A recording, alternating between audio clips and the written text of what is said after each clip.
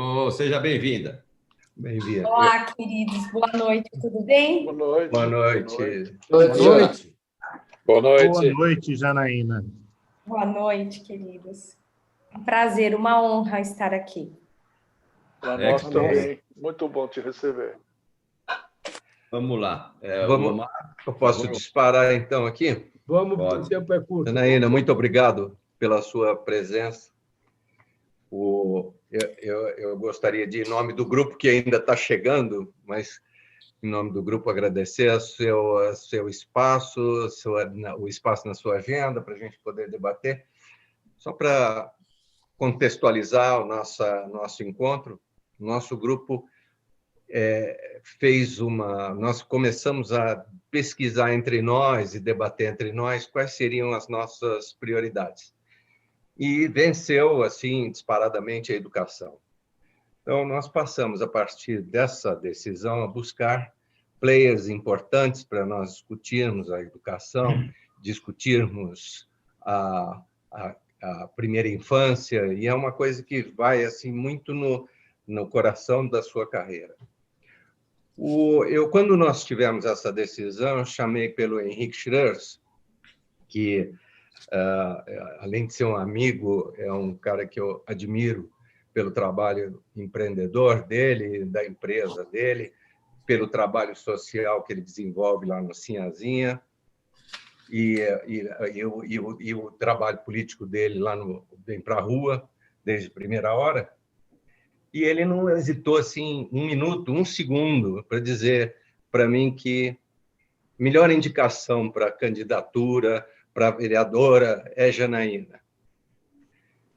E aí eu fui buscar mais informações sobre você e fiquei muito entusiasmado. Você é uma mulher de 36 anos, vinda do Capão Redondo, passando por Harvard, advogada, está terminando seu primeiro mandato de vereadora, e eu fiquei encantado com a história toda que te cerca. E aí, conversando com o Henrique, nós tivemos essa aproximação. Eu fico muito feliz que você tenha comparecido aqui. Nós somos todos aprendizes dessa situação, temos muitas questões, poucas respostas, mas muita vontade de ajudar. Então, eu espero que a gente encontre caminhos comuns para nós desenvolvermos. Eu queria, na sequência, então, passar para o Cícero, que é quem vai fazer o comando do nosso encontro, e para ele apresentar o grupo para você tomar conhecimento do grupo e depois seguirmos com a nossa conversa junto com o Henrique. Bom, mais uma vez, Janaína, um prazer. Muito obrigado por atender o nosso convite. Agradeço já também diretamente ao Henrique. E, resumidamente, é o seguinte, né? Esse grupo que vocês estão vendo aqui, né? Alguns ainda estão entrando, nós somos amigos do ginásio do Dante Alighieri, né? Estamos falando aqui década de 60, né? E alguns nós viemos a nos reencontrar 50 anos depois, né? Esse que está entrando, por exemplo, eu fiquei 50 anos sem encontrar. E aqui você vai ter, né, na sua frente, empresários, executivos, ex-executivos, ex-empresários, mas, enfim, a gente faz parte da elite do país, né? A gente, no primeiro ano primário, né, a gente já saía alfabetizado, né? E não era mais ou menos, saía alfabetizado mesmo, conseguindo ler, e, claro, textos mais simples, né? Então, por isso, a educação, para nós, é um marco na nossa vida. Então, a gente, nessas reuniões, surgiu a questão da gente de desejos nossos e sonhos nossos, né, nesse estágio das nossas vidas, o que mais a gente pode fazer, né, para esse país, né, que a gente tanto gosta, tanto ama e sonha de contribuir de uma forma diferente. Então, é por isso, né, que a gente deslanchou nas últimas reuniões nossas a trabalhar um pouco mais o aprofundamento da política. Você vai ver à medida que os participantes foram perguntando, e trazendo as suas respectivas experiências para esse grupo e iniciando, né, com a política local, pensar globalmente e agir localmente, né? Então, é isso que nós estamos fazendo agora, recebendo você, que tem esse tema da educação. E antes de você falar, se você me permitir, gostaria que o Henrique, né, que já fez um preâmbulo aí nos bastidores conosco, falasse um pouquinho, né, antes de passar a palavra para você, se você assim o permitir. Henrique, por favor. Boa noite, Jana. Tudo bem? Não estou te vendo na tela, mas você está sempre na minha memória aqui. Tá? Primeiro, agradecer, né, o Omar por dar essa oportunidade de a gente se encontrar e eu poder apresentar a Janaína. Como vocês já disseram, é uma pessoa que foi colocada aqui, tem ótimas referências, e principalmente nessa parte de educação, né? E, resumindo, eu conheci a Janaína em cima de um caminhão, né, na região ali da Paulista, quando a gente fazia as grandes manifestações pelo Vem Pra Rua, e ela sempre foi uma guerreira, sabe, lutadora, e principalmente para diminuir a desigualdade. E desigualdade você consegue dando educação, mais acesso à educação para quem não tem. E isso eu acho que é a semente para você diminuir essa desigualdade. E aí a primeira oportunidade que nós sempre tivemos reuniões quase que semanais no Vem Pra Rua, e uma delas foi inclusive na casa de um dos membros, no Morumbi, que nós tínhamos pessoas de diversas atividades, pessoas humildes, pessoas empresários, executivos, empresas que faziam parte do núcleo duro, vamos dizer assim, do Vem Pra Rua. Eu já tinha visto a defesa da Janaína por educação, sentei do lado dela, e com meia hora de conversa, eu que tinha uma aparência, né, tinha na época eu era de cabelo loiro, de olho claro, executivo, aquele bem capitalista, e a Janaína, o oposto, uma pessoa humilde que veio da periferia. Eu não conhecia os detalhes da vida dela, ela já tinha se formado advogada, depois que ela conseguiu um estágio lá em Harvard. Então, houve uma empatia muito grande entre nós dois, com objetivos comuns, né? Sempre defendendo a educação. E, na época, já tem 15 anos que eu ajudo uma instituição, que é a Creche Sinhazinha, e levei a Janaína para conhecer. Aí foi uma paixão assim, muito forte entre nós dois, defendendo os mesmos ideais, né? A Janaína chegou aí diversas vezes na creche, chegou a fazer palestra para os jovens, porque nós temos crianças lá de 0 a 6 anos, de 6 a 14 e de 14 a 17. Então, abrange toda a formação de um jovem pronto para ir para o trabalho. E a Janaína conheceu a creche e nos ajudou, inclusive, com emendas na prefeitura, conseguindo verbas para a nossa creche, para desenvolver novas atividades, né? Então, isso foi assim que nos fez ficar muito próximos. Ajudei ela na campanha, amigos nossos do Vem Pra Rua também ajudaram, ela teve muito suporte do pessoal que conhece ela na origem dela. Então, a educação foi o que nos abraçou, e eu acho que é o que o grupo de vocês também foca bastante, né? Então, o problema é que durante o Vem Pra Rua, como eu já comentei um pouco antes, o Vem Pra Rua focou muito no combate à corrupção. E esqueceu, na minha opinião, esqueceu do Brasil, né? O que nós tínhamos que fazer? Defender reformas no Brasil para diminuir o tamanho do Estado e sobrar mais verbas para educação, segurança, saúde, que foi a defesa de uma parte do Vem Pra Rua, e nós tivemos uma dissidência dentro dela. E hoje nós temos um grupo pequeno de 7 pessoas, pessoas que moram fora do Brasil, moram no Rio de Janeiro, tem advogado, tem financeiro, e tem, inclusive, um dos herdeiros do Banco Itaú, que não preciso nem dar referência, que é filho da Neca Setúbal. Ela é muito forte na defesa da educação, investe bastante em educação. Então, esse grupo, inclusive, isso foi menos de um ano depois que surgiram aquelas grandes manifestações na Paulista, nós tivemos reuniões junto com o CLP, que é o Centro de Lideranças Políticas, com o Luiz Felipe Dávila, que também abraça essas causas de reforma do Estado brasileiro. Tivemos, eu particularmente, né, que estava mais à frente disso, tivemos reuniões e reuniões com juízes, deputados, pessoas do meio empresarial, para dar apoio na reforma trabalhista. E conseguimos uma reforma, uma meia-sola, vamos dizer assim, na reforma trabalhista. Isso lá em 2017, 2016. Depois foi a nossa defesa pela reforma da Previdência. Nós tivemos almoços, jantares, desde um simples membro do governo até secretário da Casa Civil, inclusive com Michel Temer, quando ele nem era presidente ainda. Então, nós temos um grupo pequeno, mas com bastante penetração no meio político e empresarial, né? Então, conseguimos avançar na reforma trabalhista e dar suporte, né, pelo menos plantar a primeira semente com a reforma da Previdência. E conseguimos alguma coisa boa. Esse grupo ainda é ativo, nós não temos uma força do Vem para a Rua, que tem muito suporte da sociedade como um todo, tinha, né, pelo menos. Infelizmente, ela perdeu essa chance de fazer uma reforma maior no país. E agora nós estamos voltando justamente com o empresariado, né? Tentar plantar novamente essa semente que o Brasil precisa fazer reforma.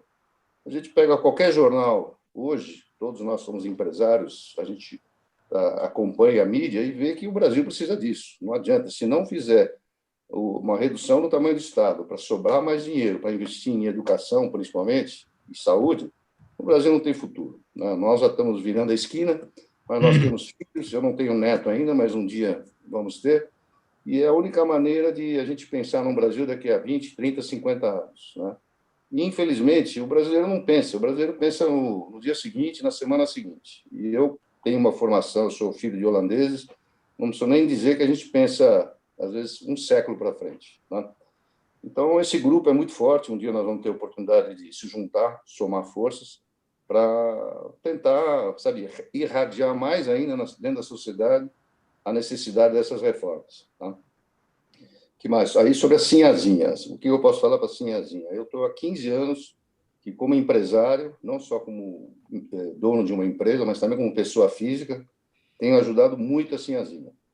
E não só eu, pessoalmente, com dinheiro, mas com parcerias com os meus fornecedores. Como eu tenho uma certa credibilidade no mercado, como o Omar conhece, a gente vai fazer alguma reforma, alguma construção, eu ligo para um fornecedor meu, ele me fornece uma viagem de concreto, outro me fornece um tubo, outro faz um serviço. Quando nós fizemos a quadra esportiva, por exemplo, na creche, um fornecedor meu de alambrado fez um alambrado em volta da quadra. Foi pintar a quadra esportiva, o meu fornecedor de pintura de faixa de estacionamento foi lá e fez a pintura, tudo pro bono, né? Fizemos refeitório, brinquedoteca, sala de um espaço lúdico, que inclusive é um diferencial na creche, porque hoje a maioria das creches da prefeitura são o quê? É um depósito de criança que come e dorme.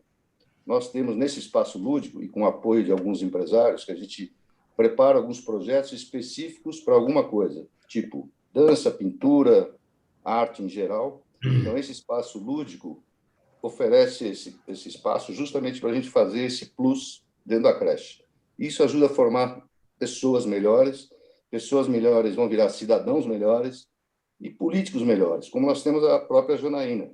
Ela teve essa formação, ela pode depois comentar, ela começou numa creche, né, da periferia de São Paulo, teve uma educação básica muito boa, né, e chegou a fazer direito e ter pós em Harvard. Então, um caminho que, se você tiver uma base, você consegue chegar lá.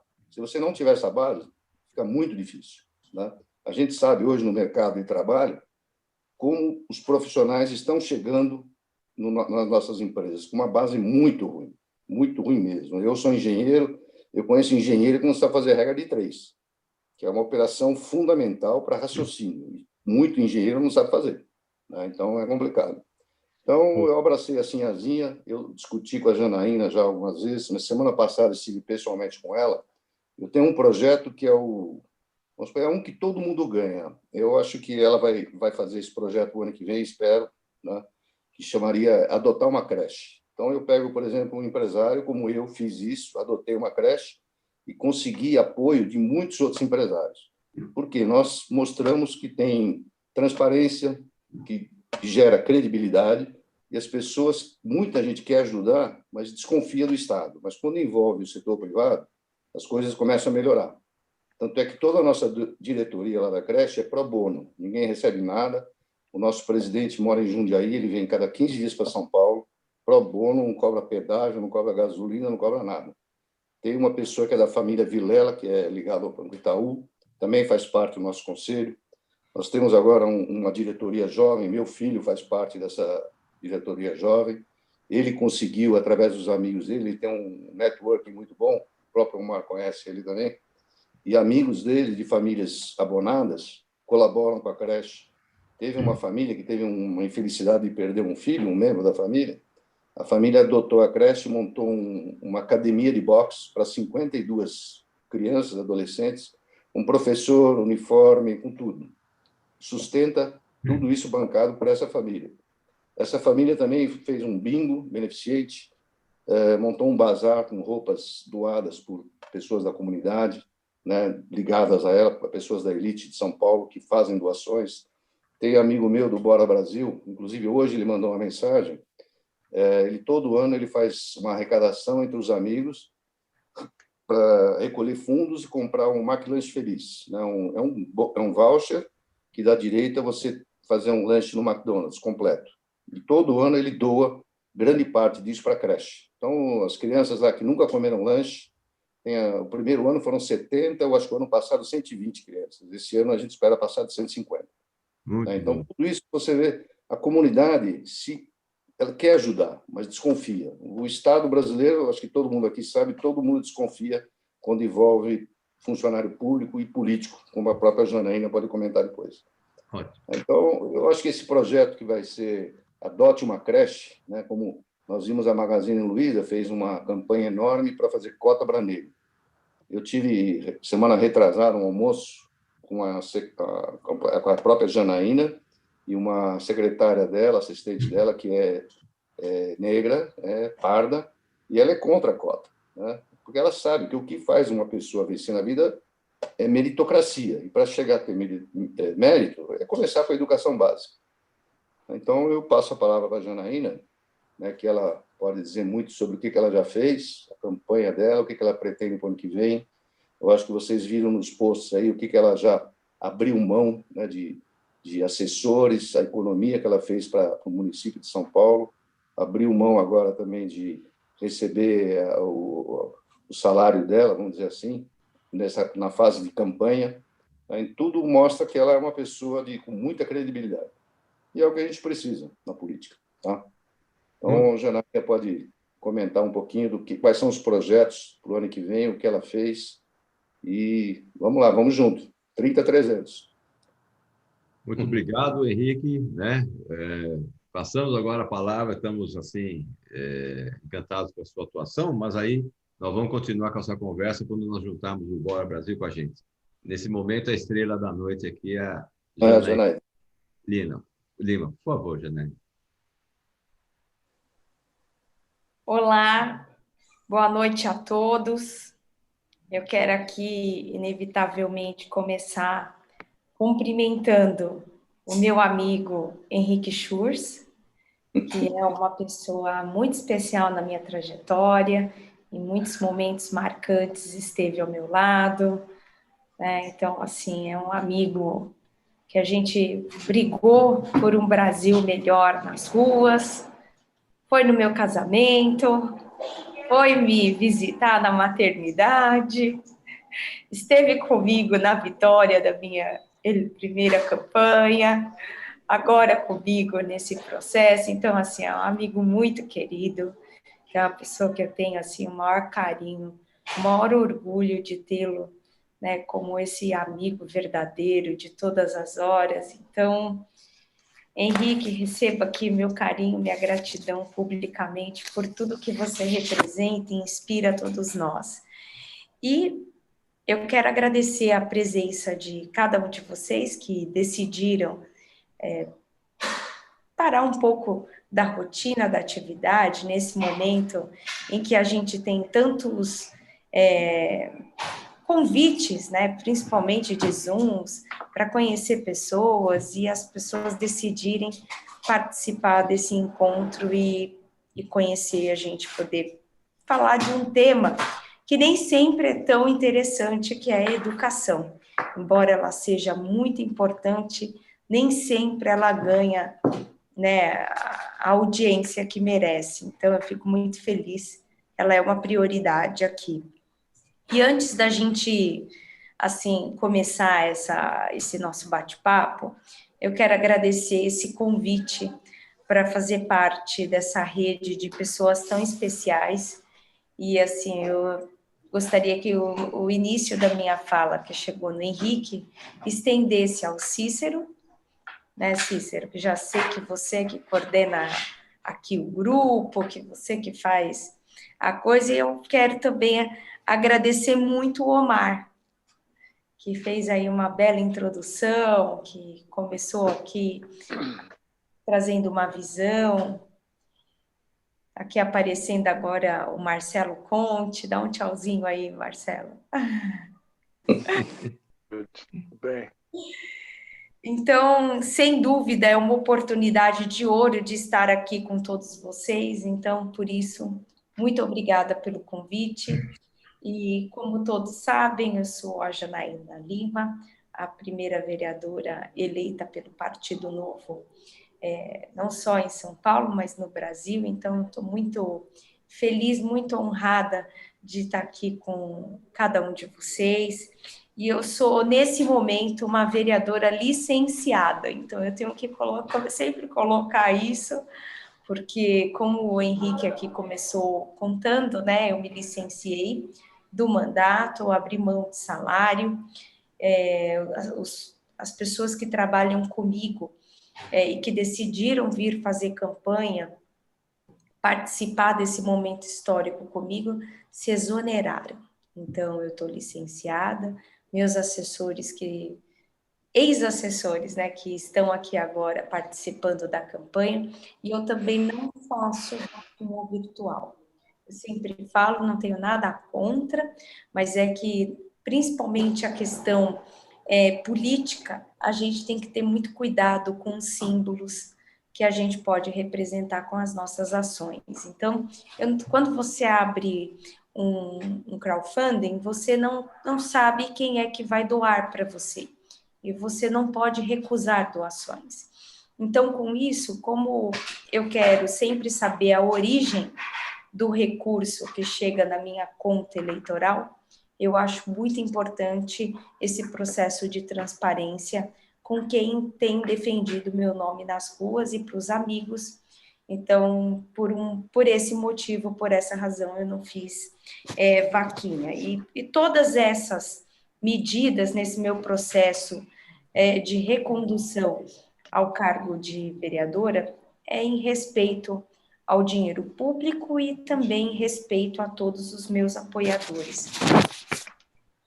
Eu estou fazendo, né, uma campanha totalmente inovadora, e por isso que eu acho que eu gostaria muito de comentar aqui com vocês tudo que a gente fez pela pauta da educação, que foram muitas realizações, muitas conquistas, e que a gente mostra que é possível fazer mais com menos. A gente, de 18 assessores, só contratamos 6. Nunca senti o cheiro de um carro oficial. Janaína, se você vai falar de educação, por que você está começando falando de corte de privilégios? Por uma simples razão. Por uma simples razão. Pela razão de que com esses cortes, com essas medidas de austeridade, a gente conseguiu economizar mais de 5,5 milhões de reais, sendo que desses 5,5 milhões de reais, 4 milhões e meio foram destinados para educação municipal. Então, o que os cargos, carro oficial e todos esses privilégios que poderiam estar me servindo, eu decidi fazer com que esse recurso se transformasse em oportunidade de vida para essas crianças que estavam fora do sistema educacional, e com esses simples gestos que só dependia de mim virar impacto e transformação na vida das nossas crianças. Então, eu acho que aqui, se vocês me derem a honra, né, ao final eu gostaria de fazer um bate-papo, um jogo rápido de tudo que eu vou compartilhar com vocês, não só do que eu fiz, mas de tudo que eu quero aqui sonhar com vocês, para ouvir se vocês têm mais alguma sugestão, se vocês acham que vale a pena complementar alguma ideia, que aqui o intuito é a gente estabelecer um diálogo, tendo em vista que essa audiência aqui é super qualificada, então eu acho que a gente pode fazer uma visão coletiva dessa São Paulo que está nos nossos corações, não é verdade? Então, eu sou autora do Marco Legal da Primeira Infância. Janaína, afinal de contas, o que é esse tal desse Marco Legal da Primeira Infância? É a única lei no Brasil apoiada por um prêmio Nobel. Isso mesmo. Quando eu cheguei na Câmara Municipal, após ter feito todas essas medidas de corte, redução de custos, eu falei assim, o que me trouxe aqui? O que me impulsionou a chegar onde eu estou? O que de fato fez a diferença para eu sentar nessa cadeira e hoje ter a oportunidade de representar mais de 12 milhões de pessoas? E a resposta, obviamente, é a educação. A educação mudou minha vida. Então, eu nasci no Capão Redondo, eu sou filha de um motorista de ônibus aposentado e de uma líder comunitária, eu sou filha de pais muito populares, né? Então, meus pais, eles tinham um compromisso enorme com a comunidade. Então, as pessoas, elas iam para minha casa, além de, né, a minha casa sempre ter um coração enorme, sempre caber mais um, a gente sempre tinha aquele compromisso das pessoas dividirem suas angústias, suas tristezas e compartilharem, multiplicarem as alegrias. Então, minha casa era sempre uma casa de muitas emoções. Então, eu lá, Dona Lourdes, meu pai vai morrer porque está no hospital, ele fica largado lá no corredor, ninguém atende ele, só ficam dando Novalgina, fingindo que está atendendo. O outro, seu Expedito, eu não tenho dinheiro para pagar minha passagem, eu tenho uma entrevista de emprego amanhã. E também aquela pessoa que acabou de ser contratada ou que recebeu alta de um tratamento. Então, assim, foram muitas emoções. Tudo isso para contar para vocês que o verdadeiro espírito da política é o servir. E isso eu aprendi dentro da minha casa, com a simplicidade dos meus pais. Com a simplicidade, eles puderam me trazer o valor supremo que hoje eu carrego na política e eu acho que esse é o meu grande diferencial. Então, eu entrei para a política para servir e não me servir dela. Então, eu comecei o meu mandato e termino com o meu mandato com o mesmo patrimônio. Então, eu não enriqueci na política, eu não me locupletei de interesses, eu não cheguei lá e aceitei um carguinho para poder ficar mais bem na fita com o prefeito e conseguir aprovar mais leis com isso. Eu não aceitei uma subprefeitura para facilitar a minha reeleição. Eu não ganhei uma secretaria para que eu possa ter um monte de cargo para poder dar algum direcionamento a um monte de cabos eleitorais para que eles possam continuar leais a mim. Então, a única coisa que eu fiz foi servir minha cidade para que aquelas pessoas que acreditaram em mim em 2016 pudessem chegar nesse momento como o Henrique pudesse olhar e falar assim, olha, eu não me arrependi do meu voto e eu gostaria de dizer para vocês que a minha candidata que eu pedi voto em 2016 cumpriu 100% dos seus compromissos de campanha. Então, era isso que tirava o meu sono e é exatamente isso que aconteceu por muita determinação e obstinação da minha parte. E apoio desse grupo de amigos maravilhosos que fizeram a minha campanha e o meu mandato acontecer. Em todos os momentos difíceis, eles estavam do meu lado.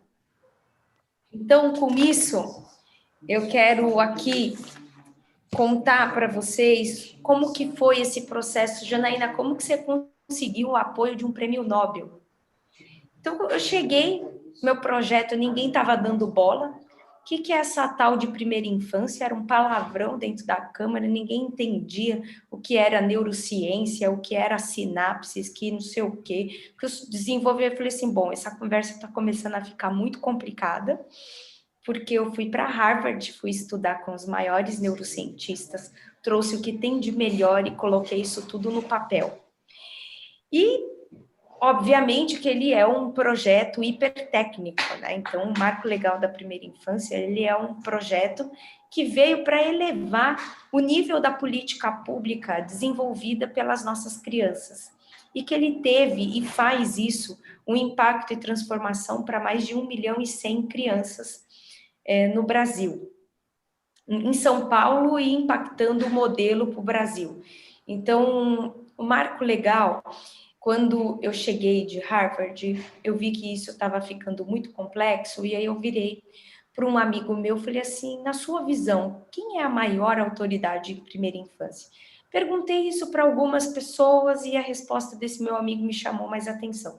Pô, você tem que falar com o prêmio Nobel, porque eu tive aula com o Daniel Goleman, né, que foi um prêmio Nobel também, lá em Harvard Education, ele dava aula de inteligência emocional para nós, mas o James Heckman, ele tinha quando ele me respondeu, né, para mim a maior autoridade era James Heckman. E aí, quando eu perguntei para todos, né, quando alguém me dava alguma sugestão, eu sempre perguntava por que, na visão daquela pessoa, essa era a maior autoridade em educação. E ele me deu uma resposta, porque ele falou assim, quando a gente não tem evidências, né, do retorno para a sociedade de um investimento público, não tem uma razão de ser esse investimento. E é isso que o Daniel Goleman trouxe para a primeira infância. Ele trouxe uma racionalidade que nenhum outro prêmio Nobel conseguiu dar. Então, ele trouxe uma pauta que é extremamente emocional para a sociedade, né? Sonhar com o futuro, você falar de primeira infância, você mira o coração de esperança das pessoas. Então, é um tema que nos envolve. Só que ele trouxe a racionalidade de um economista. Então, tenho até alguns amigos economistas que eles sempre brincam comigo. Eu até posso acreditar em Deus de graça, mas para todo o resto me traga dados. Não é assim, economista é tudo com números, você tem que comprovar cada uma das coisas. E eu passei 6 meses escrevendo, descobri o e-mail do James Heckman.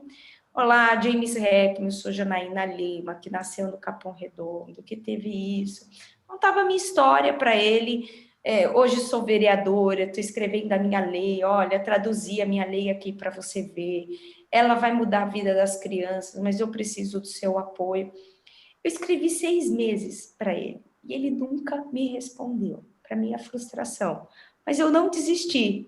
Todos os dias eu mandei esse e-mail até o dia que eu encontrei o James Heckman, porque eu enchi tanto o saco de todos os meus amigos que tinham condições de patrocinar a vinda do James Heckman, que teve uma vez, de tanto que eu falar, nós conseguimos viabilizar a vinda do James Heckman para o Brasil. E aí esse meu amigo falou assim, olha, eu acho que você está cheia de coberta de razão, mas eu estou trazendo o James Heckman para falar com o empresário, não com o político, então eu não posso deixar você entrar. Eu falei, você está de sacanagem. Você está de sacanagem que eu estou escrevendo 6 meses, convenci você a trazer e agora você quer me deixar de fora da sala? De jeito nenhum. É óbvio que eu estava lá na primeira fileira, quando ele terminou a palestra dele, eu estava embaixo da escada, eu liguei inclusive para uma amiga minha que me ajudou muito a falar com muita gente, a gente causou nos ouvidos das pessoas, que é a Maria Cecília, que o Henrique conhece. Eu falei, Maria Cecília, corre para cá que o homem já chegou, vamos conhecer esse homem sim, ninguém vai fazer a gente perder essa festa não, a gente vai tirar foto, vídeo e tudo mais. Quando eu me apresentei para o James Heckman, para minha surpresa, ele lia todos os meus e-mails, só não me respondia. E eu falei assim, prazer, James Heckman, eu sou a Janaína, a vereadora de São Paulo que te escreve todos os dias. Ele fez assim, tipo, eu não aguento essa chata que me manda e-mail todos os dias. Mas ele virou para mim, e aí foi um super reconhecimento, a sua lei é perfeita. E eu apoio integralmente o seu programa. Liga a câmera que eu vou gravar um vídeo para você. Olha isso! Gravou um vídeo, esse vídeo viralizou entre os vereadores, todos assinaram como coautores da proposta e em 10 dias era lei. Isso foi 27 de setembro, dia 11 de outubro a lei estava sancionada.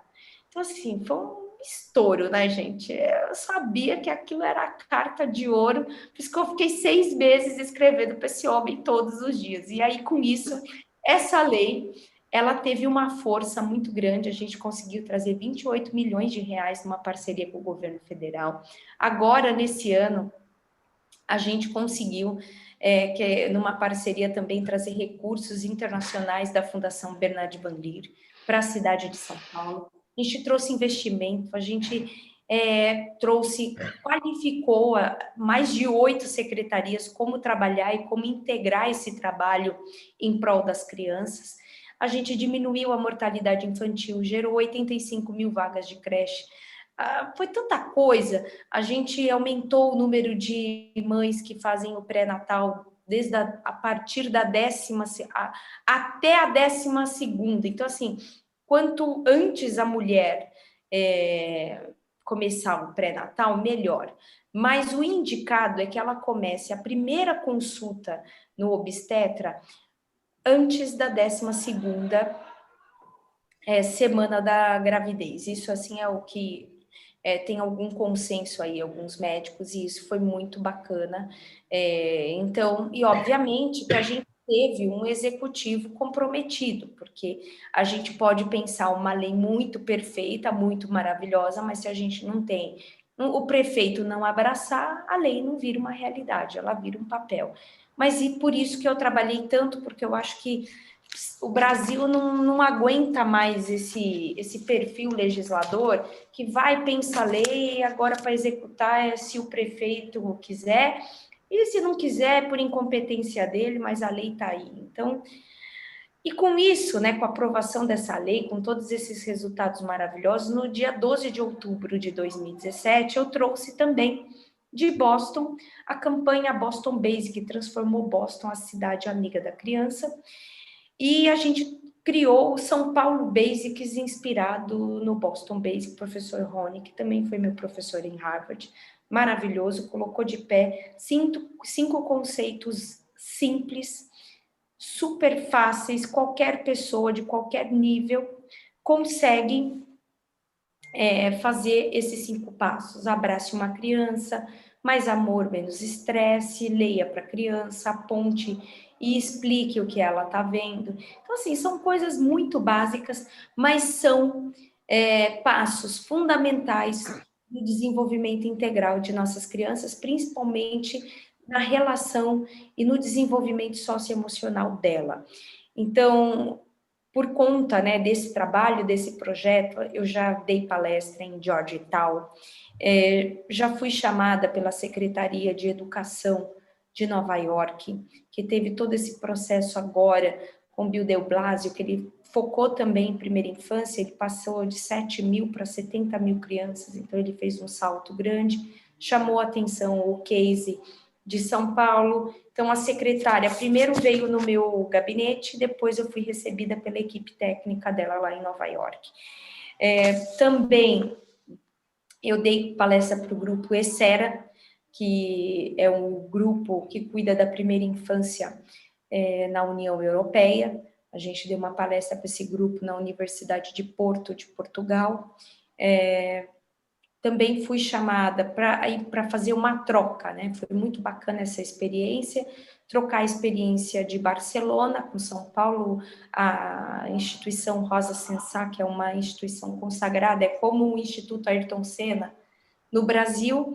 A gente fez um grande seminário também, um dia de troca de experiência, eles me levaram nos principais equipamentos de Barcelona, muito bacana, e a gente apresentou o case de São Paulo. Fui eu e o diretor da Divisão de Educação Infantil de São Paulo. Fui também para dar uma palestra em Galícia, que fica também, é uma região da Espanha, em que as 2 educadoras, as únicas educadoras que receberam os 2 maiores prêmios de educação da Espanha, me receberam lá, me apresentaram também todo o case, o modelo pedagógico, né?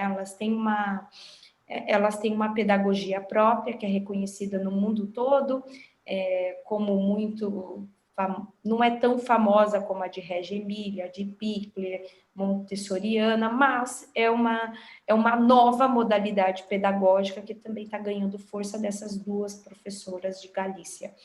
Então, com isso, a lei, ela foi ganhando força, foi ganhando respeito, a gente pautou São Paulo, sabe, meio que se livrando daquela síndrome de vira-lata, em que a gente só tem que ir lá para conhecer o que é bom de fora, como se a gente não tivesse nada de bom. A Janaína, você falando, parece que acabaram todos os problemas, não tem mais nada para fazer na educação infantil. Não, é que a gente estruturou, criou um alicerce forte, a gente está caminhando, a lei não está 100% implementada, mas o pouco que está já teve resultados tangíveis, significativos, e que dá para perceber, obviamente, o patamar que São Paulo estava e que hoje está. Então, a gente também, além disso, deu uma grande emenda, sempre as nossas emendas parlamentares são destinadas em grande parte ou para projetos que promovem a autonomia das pessoas, então projetos sociais que buscam criar uma porta de saída para as pessoas, para gerar autonomia, geração de emprego, empreendedorismo, qualificação profissional, e realmente fazer alguma coisa, ou então realmente para a educação, para a gente gerar impacto, transformação. E uma das coisas que eu gosto muito da lei é a Semana Municipal da Primeira Infância, em que a gente faz uma capacitação, a gente traz os maiores especialistas e por uma semana os professores e todos os envolvidos da rede municipal de educação passam por uma imersão. E depois tem a Semana do Brincar, em que a gente, vamos dizer assim, concretiza os conceitos apresentados na Semana da Primeira Infância.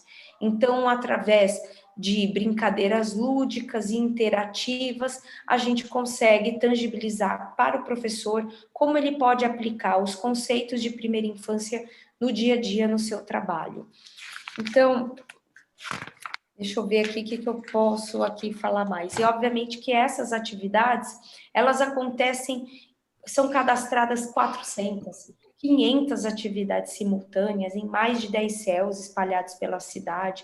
É muito legal mesmo. E teve uma outra coisa que a gente fez em parceria com a Fundação Bernard Bandir, que são os territórios educadores, que tem uma previsão disso no marco legal, mas a gente fez uma coisa ainda melhor do que está lá. Então, a gente selecionou um território modelo para fazer uma experiência, que foi o Campo Limpo, é um bairro vizinho da onde eu nasci e cresci. Então, a gente pegou o caminho das crianças, da saída das suas comunidades até o grande centro de equipamentos públicos. E, com isso, essas crianças têm uma série de interações com o adulto que está ali a levando para esses equipamentos que promovem o seu desenvolvimento. E a gente fez um ajuste de uma série de rotas, por exemplo, as vias que tinham muitos acidentes, atropelamentos, todas elas foi feita toda uma reconfiguração de placas, de condição de trânsito. A gente capacitou os profissionais, os motoristas de ônibus, as empresas que ali prestam serviços, para saberem lidar com todas as mães, as crianças, idosos. Teve todo um trabalho feito de acolhimento da sociedade, né, do acolhimento desses profissionais que servem à sociedade. Então, foi uma experiência também muito legal que a gente colocou. E muita gente deve estar falando, mas, Janaína, como que vocês conseguiram gerar essas 85 mil vagas? Teve várias formas, né? Primeiro, a gente aumentou a capacidade dos convênios. Então, os convênios que atendiam 150 crianças, esses mesmos convênios foram ampliados. Então, cerca de 90% dessas vagas foram geradas dessa forma. Então, não é 90%, vamos colocar uns 80%, 75% dessa forma. 5% foi com a inauguração de 12 novos CELs, que a gente trouxe um conceito que está sendo implementado como um teste, porque a gente não pode querer resolver os velhos problemas com velhas soluções. Então, é uma coisa que eu sempre provoco na educação, a gente tem que ser ousado a testar novos modelos e, se é para a gente errar, vamos errar diferente, não é verdade? A gente não tem que ter o compromisso, a gente tem que ter o interesse sempre em acertar. mas a gente não pode, por medo de errar, não testar novos modelos para que a gente possa avançar na educação. Então, a gente trouxe uma gestão privatizada em parceria com a inauguração desses 12 novos CELs. E, além disso, a gente aprovou o voucher da educação pelo programa Mais Creche, em que eu liderei esse projeto do Executivo, foi inspirado no meu projeto de lei do voucher da educação. Então, assim, é muito bacana quando a gente vê e o apoio, né, da sociedade civil. Tanto que a gente tem o GT da Primeira Infância, que é um grupo de trabalho que apoia o nosso mandato.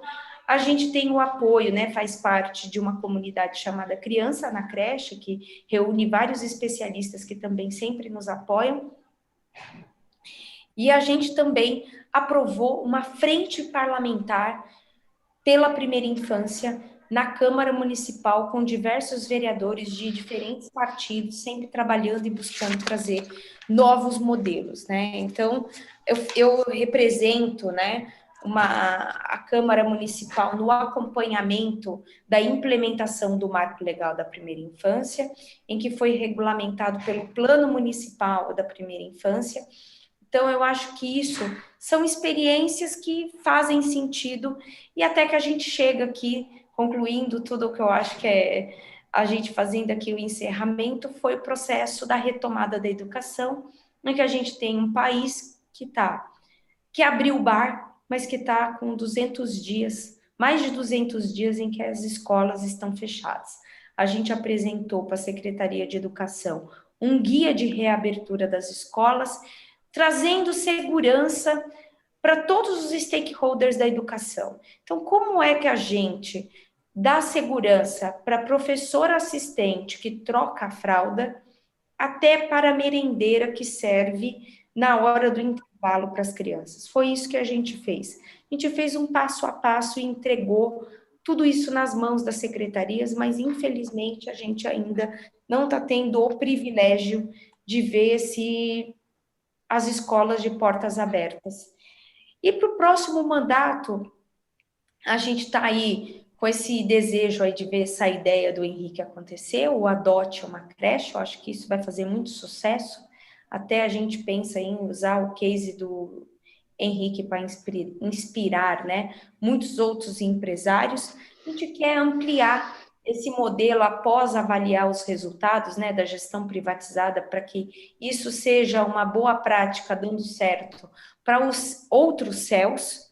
Então, acho que é muito importante e trazer também esse olhar para o modelo do voucher da educação, né? Como que a gente traz também, por mais que seja da iniciativa privada, aí já vim com o olhar público, né? Como que a gente também garante aquela qualidade que a creche pública hoje oferece na rede particular. Então, eu falo isso para as minhas amigas, que eu acredito na educação pública, tanto que o meu filho estuda numa creche pública. Eu não coloquei meu filho em nenhuma creche particular, bilíngue, nada disso. Porque meu filho, ele é o espelho para mim, se a política que eu defendi na Câmara para mais de 1 milhão de crianças está fazendo sentido na minha casa. Então, com isso, eu estou com um grande sonho e desafio para esse próximo mandato, que é zerar o déficit de creche. Eu acho que é possível, ainda está em 20 mil crianças na fila de espera, mas muito menor do que os quase 70 mil que aguardavam uma fila de quando eu entrei no primeiro ano de mandato. Então, a gente agora também está com o desafio de implementar uma outra lei que eu tenho também sancionada, que é o empreendedorismo nas escolas com educação financeira, que eu já conto com a parceria da Babson College e da Avenues aqui no Brasil, com o apoio aí de algumas organizações que também querem fazer o acompanhamento e fazer parte dessa história. Então, en passant, é isso. Quero muito aqui, mais uma vez, agradecer a oportunidade de estar aqui e estar compartilhando aqui com vocês o que a gente fez e o que a gente vai fazer juntos com vocês aqui. Que bom, que bom. Quanta inspiração, né? Quanta esperança você está trazendo para nós, né? E só tenho aqui parabenizá-la, né? Pelo que eu já ouvi de você, já tinha lido, né? Mas nada como poder estar presente aqui na sua frente, né?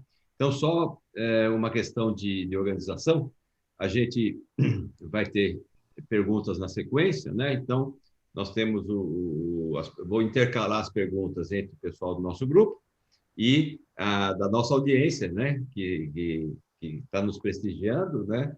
E eu sei, né, que tem gente aqui também doutoras na educação que vão poder também fazer a pergunta, né? Então, eu vou chamando, mas eu gostaria, assim, como o coordenador do grupo, fazer uma pergunta mais macro sobre a educação, e bem rapidamente, assim.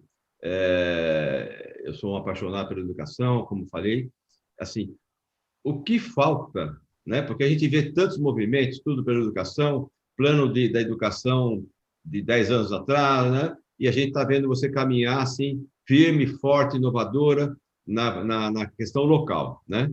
Com certeza isso está servindo de exemplo para outros municípios, mas assim, a pergunta direta e reta assim, o que falta para nós, para darmos um choque, né? Para realmente a educação virar a bandeira número 1 do Brasil, né? É o segundo orçamento do país, lá em Brasília, né? Primeira defesa, segunda educação, pelo que me consta. Mas, no geral, o que falta? A Espanha fez isso durante o Franco, a Coreia fez isso no governo e se transformou, foram 20, 25 anos. Quer dizer, o que falta, né? No seu entender, assim, o que mais, o que a gente pode fazer para realmente a gente ter assim, um choque de educação no Brasil, a exemplo do que você está conseguindo, a duras penas, né, com toda a sociedade envolvida, né? Assim, poucas palavras, assim, o que é a sensação sua para a gente poder também depois dar continuidade às perguntas. Muito simples a resposta, Cícero. Além de linda a sua pergunta, acho que ela representa aí um questionamento constante de todos os brasileiros, mas a resposta é simples. O dia que a gente eleger pessoas comprometidas com a educação. Então, há 20 anos atrás, nós elegemos um analfabeto. Como um analfabeto vai valorizar a educação? Não vai valorizar a educação. Não foi a educação que mudou a vida dele, foi perder o dedo, né? E como é que a gente vai valorizar uma outra presidente que também não conseguia conjugar nenhuma oração inteira? E aí, de um outro espectro completamente diferente, a gente elege um presidente da mesma forma, que não é a educação que mudou a vida dele. Então, enquanto a gente não tiver capacidade de eleger pessoas que tenham um compromisso com a educação, então a sua resposta está nas mãos dos brasileiros. 2022 está aí, gente. Então, que agora, em 2020, a gente escolha pessoas comprometidas com a educação e que em 2022 a gente possa ter uma pessoa liderando o Brasil pelo exemplo em termos de educação. Muito obrigado, muito bonito. Mas eu sei que a gente pode fazer coisa, né? Em paralelo, vamos fazendo o que a gente puder, né? Como estamos fazendo esse belo encontro aqui tão inspirador, né? Então, não, assim, lógico, a gente está aqui, nós cidadãos, a gente pode fazer muito. Está aí o Todos pela Educação, está aí o... Mas, infelizmente, os nossos governantes têm compromisso com a educação. Infelizmente, a gente... Eu ainda, pelo menos, eu acho que São Paulo está muito melhor que o Rio de Janeiro, né? Eu acho que os fluminenses estão em depressão, né, gente? 5 governadores deles, tudo na cadeia. Então, assim, a gente vive uma crise de representatividade, né? Então, a gente precisa eleger pessoas em todas as esferas, legislativo, executivo, e não ter essa coisa de partido e de ideologia, né? Você viu, eu falei aqui dos nossos 3 últimos presidentes, e assim, teve um ou outro, quer dizer, tem para todos os gostos, mas a gente pode colocar qualidades e defeitos de cada um, mas a verdade é essa, nenhum deles tiveram a vida impactada e transformada pela educação. Então, assim, eu dou muito valor para a educação por conta disso. Então, é um diferencial importante. Sem dúvida nenhuma. Só para complementar, eu acho que o exemplo que nós temos lá na Sinhazinha, como a Janaína comentou, adote uma creche.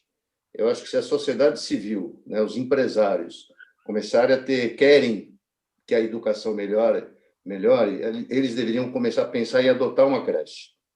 Com uma verba muito pequena, ele consegue melhorar muito a qualidade do ensino, melhorar o salário dos professores, que é o que a gente consegue lá no Sinhazinha. A prefeitura colabora com, acho que, 500 e poucos reais por mês, mas com o apoio que nós temos, de mim e de parceiros meus também, e outros empresários, a gente consegue dar um plus no salário, melhorar a qualidade dos professores, dar aulas de música, de pintura, fazer algumas viagens assim, museu e outros pontos que essas crianças nunca tiveram chance de conhecer. Nós temos um projeto que chama Mundo Jovem, que são os adolescentes de 15 a 17 anos. Há 4 anos, nós temos um aporte quase anual de $150 mil. Para ter uma ideia, todo ano, de uma fundação de Liechtenstein. E a gente só consegue isso com credibilidade. Você consegue credibilidade quando o setor público, o setor privado se envolve como complemento do setor público. Então, esse é o exemplo que a gente tem lá no Sinhazinha, que até a gente pode conversar com mais detalhes, o Omar já conhece mais um pouco da história, apresentar o que é o Sinhazinha. Aquilo, eu acho que, para mim, é uma semente que serve de referência para o resto das outras entidades aí. Então, nós precisamos de mais parceria com o setor privado. Ótimo. Ótimo fala aí. Estamos recebendo aqui pelo chat, parabéns a você pela inovação, nossas convidadas aqui. E eu vou passar agora a palavra para o João Luiz, que vai proferir a primeira pergunta do nosso grupo. Por favor, João.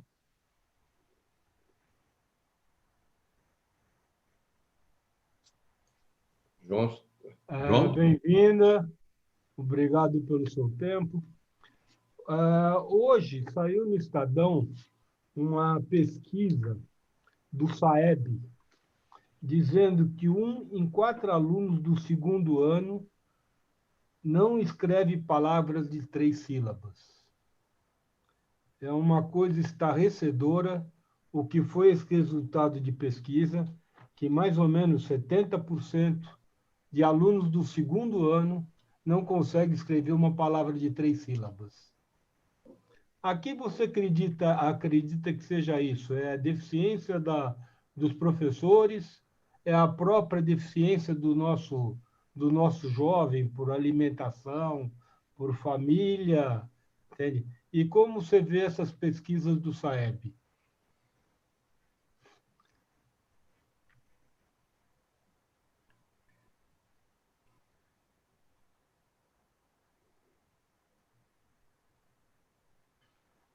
Deu para escutar, Janaína? Deu para escutar. João, é assim, eu vou tentar trazer uma frase que eu gosto muito do James Heckman, que ele fala: quando a gente tenta sedimentar um conhecimento em um adolescente, conhecimento este que ele deveria ter tido acesso há 10 anos atrás, é muito mais caro e menos eficiente. O que acontece? Por que eu acredito tanto na primeira infância? Para a gente ter bons softwares rodando, a gente precisa de bons hardwares, certo? O que acontece? Esses hardwares estão comprometidos. Nós não temos bons hardwares por N razões, né? Ou por uma questão... Olha, em Harvard, eu lembro que eu tive uma aula com o professor Charles. Ele é um gênio dos dados. E ele começou a falar assim, se uma criança nasce no começo do mês, ela tem uma prospecção na sociedade, ou uma propensão na sociedade. Se ela nasce no final do mês, é outro cenário. Então, você vê, até essa questão do dia que a gente nasce, se você vem de uma classe D e E, você já está, vamos dizer assim, segundo os dados, as estatísticas, um pouco condenado. Então, óbvio que tem as exceções, né? Porque, assim, eu nasci pobre no fim do mês, então, mulher... Mas tem as exceções que contrariam as estatísticas, graças a Deus. Senão eu estava ferrada. Então, assim, a gente vê o que a gente percebe, né? Que as pessoas querem ficar correndo atrás do prejuízo. O que eu acho que é uma solução para essa geração, né? Que parte dessa geração é a geração neném, a gente só pode salvar essa geração com empreendedorismo, com qualificação, com coisas mais práticas. Agora, você não vai conseguir fazer, por exemplo, sei lá, o que chama, sei lá, um computador já antigo virar um Mac, entendeu? Você não vai conseguir fazer ele virar um MacBook. Como você não vai conseguir os jogos que você baixa num iPhone 11, você não vai conseguir num iPhone 3, 4, entendeu? Então, assim, teve sérios... Tem crianças que vão para a creche para comer. Então, até nisso, a gente teve que pensar quando nós formulamos a política de primeira infância. Então, a gente eliminou os alimentos industrializados, as crianças hoje fazem 5 refeições por dia. As refeições são preparadas na própria creche, toda creche tem merendeira e assistente. Então, assim, tem todo um trabalho por trás, sabe? Quando a gente apresenta esses números, mas, Então, assim, é isso que tem que fazer, tem que investir. Para ser um investimento eficiente, para a gente mudar a realidade de produtividade do Brasil, de segurança pública, de saúde pública, a gente tem que mudar a forma de investir. Hoje, o nosso maior recurso está investindo na universidade. Sabe, eu cansei de, como advogada, ter estagiário que escrevia homicídio sem H. O que você faz? Assim, é muito triste, entendeu? Então, assim, a gente precisa mudar essa realidade. É isso mesmo. Obrigado. Eu vou passar a palavra agora, fazer a sua pergunta, também uma profissional da educação, Elisa Pereira, por favor, a palavra é sua. Olá, Janaína, boa noite a todos. Obrigada pelo convite, Omar, meu amigão, meu compadre. Bom, Janaína, parabéns pelo seu trabalho. Tem 3 pontos assim do seu trabalho que me encantam, fora a sua inspiração mesmo, né, como educadora. Eu sou educadora há mais de 50 anos, hoje eu sou aposentada e trabalho com nós temos um grupo e adotamos uma escola, mas de ensino médio. Embora a minha formação e 40 anos da minha vida, eu trabalhei com educação infantil, né? Todo esse espectro que é, assim, para mim também o principal. Então, assim, dos seus projetos de empreendedorismo, para mim, 10, o seu projeto de embaixadores das mudanças, 10, e, enfim, e fato de você disponibilizar o seu gabinete para as pessoas irem lá, trabalhar num projeto em prol da cidade, isso é mais do que inspirador. Isso, assim, dá vontade de ir lá, tá? Qualquer dia eu vou bater lá. Por favor. Tá bom. Mas, enfim, 2 coisas que eu queria ver qual que é a sua visão. Uma é toda essa reformulação da educação estadual, entendeu? Das escolas terem ciclos, né? Uma escola trabalhar só com um ciclo. Não sei, eu acho que isso vai ser bom, vocês ganharem espaços para ter creches. Me parece que vai sobrar espaço para isso.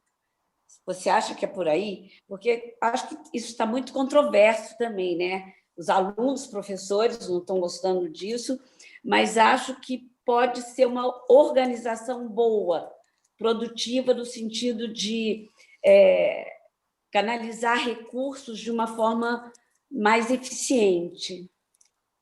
Uma é essa pergunta, guarda aí. A outra, o ano passado foi feito um censo pelo município, se não me engano, final do ano de 2018.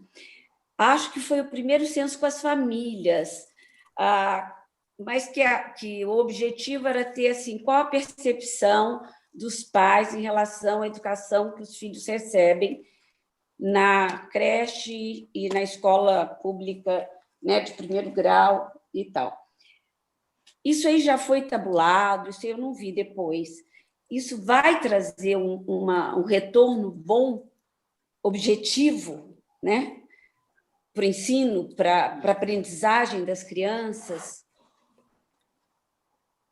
É isso. Então, deixa eu ver se eu entendi. É sobre essa nova modelagem que está fazendo da divisão, a redivisão, né, dos espaços e tudo mais da escola. E a segunda é o impacto do resultado da pesquisa da percepção dos pais. Isso. A reorganização das escolas, eu vou dizer para você que eu acho que essa está muito ainda em discussão. Infelizmente, você é educadora, você sabe, o corporativismo é muito grande. Então, assim, eu não vejo uma discussão assim. O que vai ficar é assim, vai aumentar o poder do professor ou diminuir? Se aumentar o poder do professor, o sindicato apoia, mas se for aumentar o poder da comunidade, do aluno, eles não apoiam. Então, assim, tem que ver quem é que vai ganhar essa briga de braço. Isso está bem no começo. Eu, pelo menos, eu sou bem favorável. Isso já foi tentado, né? Tentaram se fazer, se eu não me engano, em 2012 pelo Alckmin, mas foi desastrosa a forma como foi conduzida e até, na minha opinião, a gente acabou perdendo, se não o melhor, um dos melhores secretários de educação que o Estado de São Paulo já teve, que foi o professor Herman. E agora a percepção dos pais, eu vou trazer a minha, né? Os pais, normalmente, das escolas públicas, dos filhos de comunidade, receberam uma educação inferior ao que os filhos estão tendo acesso. Então, como uma pessoa não escolarizada vai conseguir dizer se o filho está aprendendo ou não? Então, quando ele vê o filho já sabendo ler e escrever, já sabendo fazer conta, então, para ele, a escola está excelente. Então, eu lembro que o meu pai, qualquer coisa que eu fazia, nossa, mas minha filha é tão inteligente, nossa, que escola ótima. E, assim, não queria dizer que a escola estava boa, você entende? Eu acho que, assim, o que a gente precisa fazer é uma escola de paz. Eu gosto muito do modelo americano, porque são os pais que têm que dar resposta, os pais exigem que os pais participem, tomem decisão, que apoiem o quadro pedagógico da escola. Então, assim, mas eu sinto que isso está tão longe daqui ainda, mas eu acho que é um segundo momento que eu gostaria muito de trabalhar depois de implementado, vamos assim, zerar o déficit, a gente conseguir melhorar pelo menos alguns conceitos de gestão, deixar mais claro e transparente o orçamento da educação, porque o que também falar é o maior orçamento, mas enfia um monte de penduricalho dentro da Secretaria de Educação, que não tem nada a ver com a educação, e está lá, saindo do recurso da educação. Então, assim, também ter mais transparência no uso desse recurso é fundamental.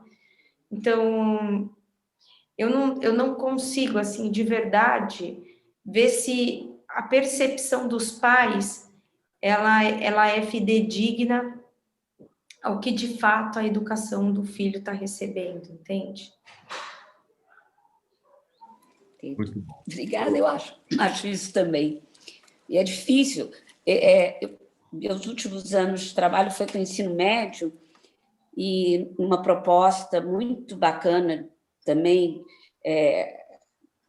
de uma ONG, né, e os adolescentes tinham 10 horas dentro da escola e os pais achavam um absurdo, porque fazer o quê 10 horas numa escola se ele podia trabalhar 5? Né? Então, assim, é muito difícil essa percepção dos pais. E uma escola de pais precisava estar junto, né, ali para entender o que mudança isso vai fazer e que diferença isso vai fazer na vida do filho e da família. Mas, olha, parabéns pelo seu trabalho, parabéns pela sua vontade de mudança e pela mão na massa que você põe. Obrigada, querida. E, estou te esperando lá no coworking. Hoje a gente tem 33 projetos incubados e 1/3 deles é da primeira infância. Vou lá, fiquei apaixonada com a proposta. Obrigada. Muito obrigado, Elisa, pela sua contribuição.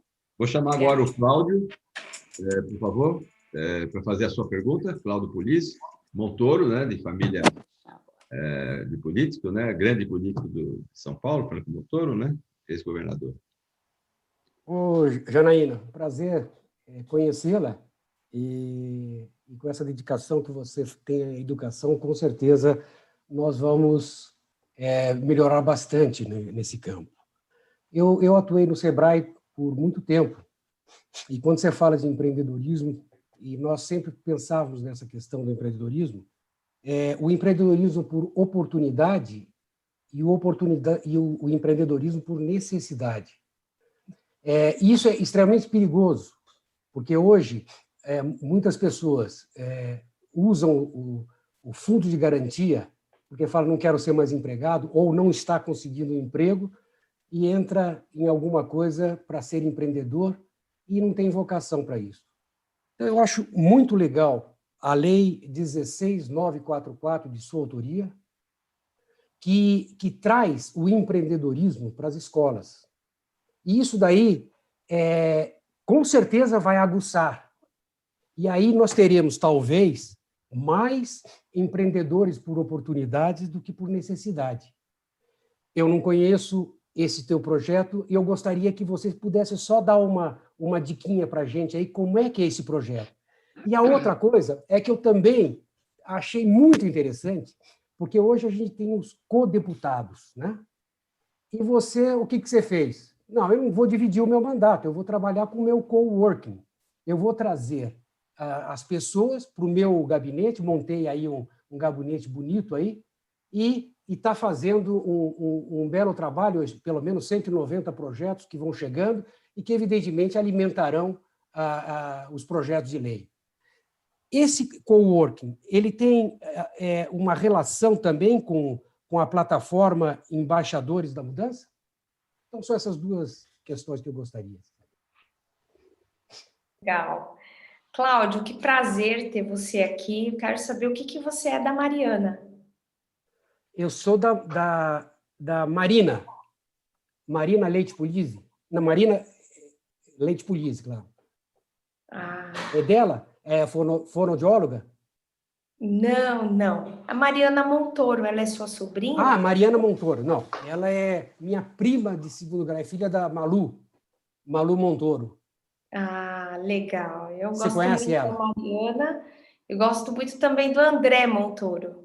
O pai... Jovem, está cheio de ideias. Eu acho que ele pode. Aí eu falei para ele que ele tem que entrar logo na política. A política está precisando de sangue novo, né? Exatamente. E aí isso é uma necessidade de todos os partidos, né? Eu acho que o novo representou aí uma renovação, mas os partidos precisam aí oxigenar também. Eu acho que é fundamental para a gente poder sonhar com um novo Brasil, né? É isso aí. E assim, eu gostei muito da sua colocação. Primeiro, obrigada por até olhar o número da lei, que querido. E o que a gente pensou, né, nessa lei? A gente trouxe 4 pilares, né? Então, o empreendedorismo dividido em 4 pilares: educação financeira, oratória e liderança, ética e anticorrupção, que eu acho que são 2 coisas diferentes, né? As pessoas costumam achar que é a mesma coisa, mas não são, porque ética é aquela coisa muito vinculada, né, aos conceitos morais, à sua conduta. E anticorrupção é tudo aquilo que você faz para evitar a corrupção. Então, são medidas que você introduz nos conceitos de como fazer negócio, que você acaba colocando um frame ali na cabeça do subconsciente daquela pessoa, como agir, como ter uma conduta anticorruptiva e deixar com que os valores éticos tenham pauta, que pautem aí os seus negócios. E cooperativismo e sustentabilidade. Então, nesses 4 pilares é que se fizeram essa lei que introduz esses conceitos de empreendedorismo. Então, com isso, a gente buscou uma parceria da Babson College, que ela é a maior universidade americana de empreendedorismo por 25 anos consecutivos, e a gente está trazendo o modelo deles, tá, de educação empreendedora para os professores. Então, essa que é a inovação da implementação do projeto.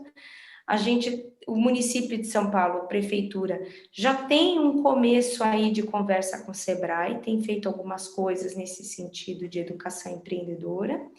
Eu tenho conversado bastante com o Sebrae para ver como que a gente amplia isso. E a Avenues é uma super parceira que tem se colocado à disposição para capacitar, qualificar o diálogo com os professores.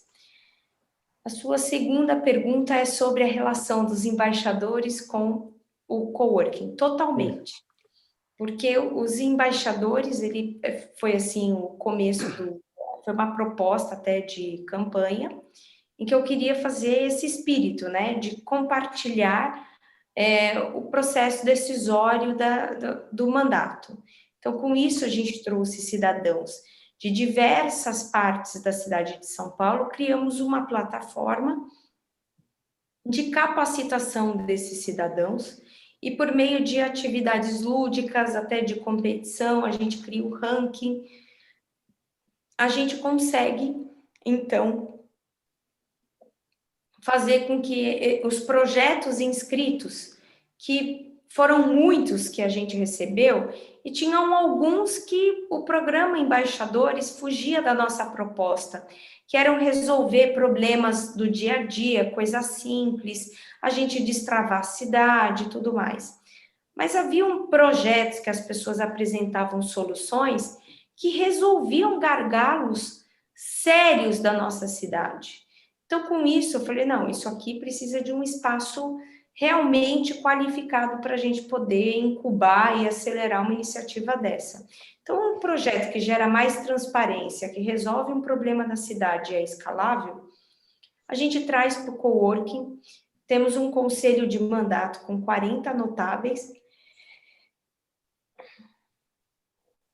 Não é corona não, tá, gente? É que eu tenho ar-condicionado, chega essa hora, eu não aguento mais. E aí a gente tem esses 40 notáveis de pessoas de diferentes qualificação profissional que nos ajuda ou buscar recursos na iniciativa privada, ou nós viabilizamos algum contato público, mas a gente tira os sonhos da gaveta e coloca em realidade. Depois disso, a gente recebeu muito empreendedor, que isso, vamos dizer assim, já não é uma coisa é você ser um cidadão empreendedor, né? Você ter iniciativas que revolucionem a cidadania. Agora a gente tinha empreendedor, negócios, muitas vezes negócios de alto impacto e tudo mais, e foi daí que nasceu o Fórum dos Empreendedores, que só nessa pandemia ajudou mais de 250 empreendedores da cidade. Muito bom. Parabéns. Muito obrigado. Eu que agradeço. Eu vou agora dar espaço para mais uma convidada nossa. Por favor, Viviane Jude. Oi, boa noite, Janaína. Prazer conhecer você e o seu trabalho. Eu atualmente moro no Rio de Janeiro, então eu vivi uma realidade aqui um pouco diferente do que vocês vivem aí, mas o meu título ainda é de São Paulo, então eu acho que a minha pergunta é bem importante, porque eu entendi as suas plataformas, o que você tem trabalhado, fico muito feliz de você estar como uma mulher jovem, cheia de energia e vontade. Acho que quanto mais mulheres jovens se envolverem nesses assuntos tão importantes, fundamentais, toda a nossa cadeia vai mudar, né? Toda a história vai mudar. Eu acredito muito nessa nova geração e eu acho que a mudança vai vir daí. Então, eu fico muito feliz de você estar focada nessa história da primeira infância. A minha pergunta tem a ver com uma vivência pessoal que eu tive na minha casa, com uma funcionária que está comigo há 12 anos e tem um pequenininho que nasceu aqui em casa, né, assim, enquanto ela trabalhava aqui, e ele foi classificado no espectro do autismo e com um leve retardo também no aprendizado. No início desse diagnóstico, eu dei todo o suporte para ela, com uma psiquiatra minha de confiança, que pudesse trabalhar com ele e entender se é isso mesmo, porque a creche em que ele estava era uma creche da prefeitura do Rio de Janeiro, mas eu acho que vale sim para a gente conversar sobre São Paulo, e lá ele ficava extremamente isolado, onde não havia nenhum tipo de trabalho pensado ou estimulado para esse tipo de criança. Cada vez mais a geração nova vem com crianças dentro do espectro do autismo, é uma realidade que eu vivo com as crianças com quem eu trabalho dentro da minha área, que é a televisão e o cinema, mas é algo que eu vejo, que eu sinto, eu percebo os meus filhos, na classe do meu filho de 8 anos, numa escola privada aqui no Rio de Janeiro, 30% das crianças têm algo no espectro do autismo, mas elas podem pagar as mensalidades de R$ 3.500 todo mês, então estão ali nessa batalha. Então, eu, enquanto parceira da Shirley, que é essa minha funcionária que está comigo há 12 anos, eu perdi a imagem dela, ela está aqui ainda, né, online? Não sei se ela está, Janaína, está aí? Sim, tá. Tá bom. Eu consegui, dentro do meu orçamento, dar um apoio a ela e tirar o Pedro, esse menino, da creche. Infelizmente, a creche da prefeitura não tinha nenhum tipo de suporte para que ele, nos primeiros anos de vida... Eu acho que ela caiu. Eu acho que ela caiu. Viviane, porque eu não estou vendo, mas vamos esperar ver se ela retorna. Eu acho que ela caiu. Tá. Deixa eu ver se ela retorna, né? Isso.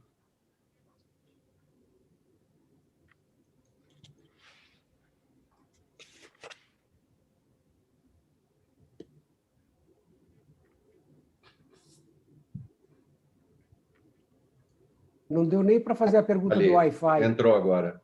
Oi, Janaína. Está conectando. Pronto. Consegue me escutar? Tá. Seu microfone Consigo te escutar. Tá bom. Consigo te escutar. Mas até quando ouviu? Dentro dessa realidade que eu vi a minha funcionária e parceira há tantos anos viver com o filho dela, a gente entendeu que ele, dentro da creche, não ia conseguir aproveitar os primeiros anos, a primeira infância, da forma em que uma criança que tem algum tipo de algum espectro de autismo precisa ter todos os estímulos ou algum tipo de atenção especial. Porque se não se faz isso nos primeiros 4 ou 5 anos de vida dessa criança, nada mais poderá ser feito, ou muito pouco poderá ser feito depois. Então, eu, dentro do meu orçamento, coloquei o filho da Shirley numa creche particular. E faço isso até hoje, ele já está com 7 anos, mas foi a única maneira que eu encontrei de dar algum tipo de suporte a ela. Como ela, inúmeras mães vivem isso. Essa geração nova vem cada vez com mais crianças no espectro do autismo. Isso não é mais algo muito pequenininho e restrito, é algo real e algo enorme que está acontecendo. Quem paga, mas quem não tem, não tem filhos. E o importante é como fazer esse menino se tornar um menino que possa ter uma profissão, se sustentar de alguma maneira, casar, ter a sua família, porque o dele, inclusive, não é grave, mas ela só pôde dar algo a ele porque eu estava ali perto. Então, o que não é a realidade de 90% dessas mulheres. Então, eu penso e pergunto e peço, caso você não tenha esse assunto ainda dentro da sua pauta, que coloque a questão das crianças especiais dentro da sua pauta da primeira infância nas creches públicas, porque essas creches, elas vão capacitar essas crianças também, os professores precisam estar capacitados para acolher essas crianças e algum trabalho especial ser feito, porque a quantidade que essas crianças estão vindo para o nosso planeta é cada vez maior e precisamos capacitar essas crianças para serem adultos, no mínimo, funcionais e produtivos e, quem sabe, felizes. Então, a minha pergunta é essa: você tem algo dentro dos seus projetos que inclua essas crianças? E, se não tiver, é um pedido que inclua, por favor. Vivi, primeiro eu quero te agradecer, emocionante seu depoimento. Eu fui uma criança especial, não parece, mas eu fui. Eu nasci com aquele problema de epilepsia. Então, meus 2 primeiros anos foram praticamente no hospital, porque só controlava com remédio na veia. Então, assim, tanto que, assim, esse meu processo de alfabetização foi bem turbulento por conta disso. E aí algumas pessoas me perguntam: nossa, mas como que você... Porque eu conto sempre que eu me alfabetizei. Porque foi pelo som das sílabas, porque eu faltava muito na creche, porque eu vivia internada no hospital. Então, eu tive que desenvolver um jeito meu para eu aprender a conseguir... E até hoje é uma confusão, porque quando eu quero aprender uma coisa nova, eu tenho todo um jeito diferente do que esse modelo de sala de aula. Então, eu tive um grande projeto social de educação de jovens e adultos. Então, assim, eu lembro que eu ensinava as pessoas cozinhando, contando piada, fazendo com roupa, enfim, porque é uma situação que fazia parte do meu contexto. Eu trabalho bastante para as crianças especiais, por exemplo, nesse mandato, porque é muita coisa mesmo que eu fiz, graças a Deus. Eu acho que do que eu contei aqui, podem acreditar que é 10%, viu? Eu fiz muito mais. E então, aqui na cidade de São Paulo, hoje, cada diretoria de ensino tem uma sala com todos os instrumentos para viabilizar a inclusão de toda criança especial. Então, a gente inaugurou isso. Uma sala por diretoria não é nada, né? Se a gente pensar no tamanho de cada diretoria, são 13 diretorias espalhadas na cidade de São Paulo para todas as escolas. É muito pouco, mas não existia nada. Então, assim, foi uma iniciativa nossa, hoje tem uma por diretoria. Então, e que eu fiquei acompanhando se está sendo requisitado, e eu fiquei muito chateada porque eu vi que está sendo pouco utilizado. As mães não têm apoio nas escolas. Então, assim, é um problema muito complexo, não é fácil resolver. Eu dei o primeiro passo, faltam muitos passos. Eu acho que nesse processo de avaliação e monitoramento, que é isso, né? O Marco, ele passou pelo primeiro momento, que é o quantitativo. Quem está na fila de espera tem que entrar. Agora, a gente vai entrar no qualitativo. Então, eu acho que nesse qualitativo a gente vai conseguir trabalhar muito melhor essas questões, não só do autismo, né? Tem a alta dotação também, que é muito ignorada pelo poder público, né? Então, enquanto nos países desenvolvidos, os superdotados, né, assim como dizem, recebem uma educação especial, viram prêmios Nobel, tem todo um trabalho de desenvolvimento dessas pessoas, a gente nem toma conhecimento delas. Então, assim, a gente precisa pensar numa escola diferente. Eu estou comprometida com isso, os especiais estão no meu coração, até por eu ter sido uma criança especial, mas eu tenho que te confessar que é um pouco desafiador, porque a mentalidade corporativista é bem difícil para você mudar alguma coisa. Olha, obrigado, Vivi, pela pergunta. Janaína, nós já chegamos aqui nos 9h35, né? 1h30 que você se dispôs a estar conosco, né? Então, assim, o tema é apaixonante e você inspiradora, né? Tão jovem assim, nos faz viajar, né? E sonhar e aumentar nossas esperanças, né? Então, eu perguntaria para você, dá para fazer mais uma pergunta ou nós já estamos encerrando? Como é que está para vocês? Claro que dá, claro. Inclusive, eu quero deixar aqui aberto, né? Para quem tiver alguma sugestão, como a Vivi fez, que eu acho que esse é o momento. Tá, então vamos lá, eu vou passar a palavra então assim para o Cláudio, para o Marcelo Conte, por favor. Boa noite, Janaína. Eu acho que a palavra que você mais escuta é o parabéns. Então está escutando mais uma vez de mim, pela sua garra e por tudo isso que você tem nos passado. Eu carrego uma frase, quem me conhece sabe bem o que ela significa, que é a seguinte: apesar de ser bastante difícil, o grande charme é reverter a adversidade. E você está de parabéns por essa reversão, por essa trilha toda. E eu estou muito feliz aqui, porque eu fui um dos que acreditou em você 4 anos atrás e estou bastante sensibilizado com tudo que você tem feito por nós aqui na nossa cidade. Muito bem. Houve uma época que o Ministério da Educação se chamava Ministério da Educação e Cultura, era o MEC.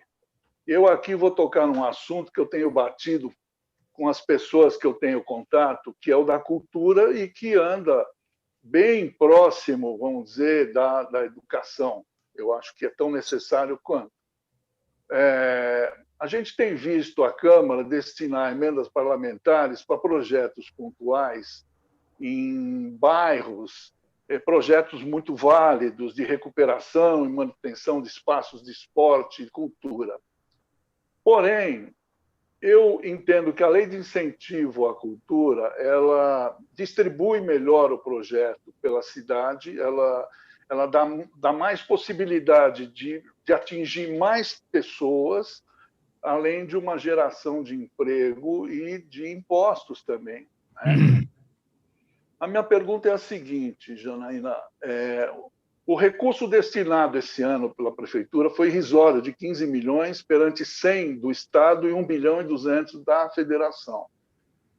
Como é que a Câmara pensa, como é que você pensa em termos de cultura? Pode ter chance de alguma mudança em relação ao que está tendo? Enfim, queria te escutar um pouquinho e te agradecer muito pela tua resposta.